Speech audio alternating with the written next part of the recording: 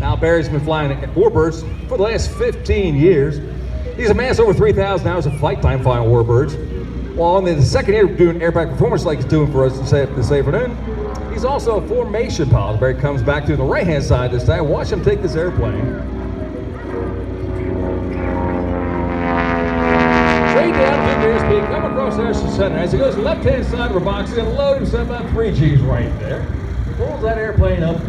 Watch it coming up over top 3/4 of the way around this loop.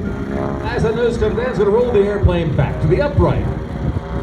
Fly right back down to airshow center, go to the right-hand side of the airshow box and load himself one more time, about a 3 to 3.5 G pull.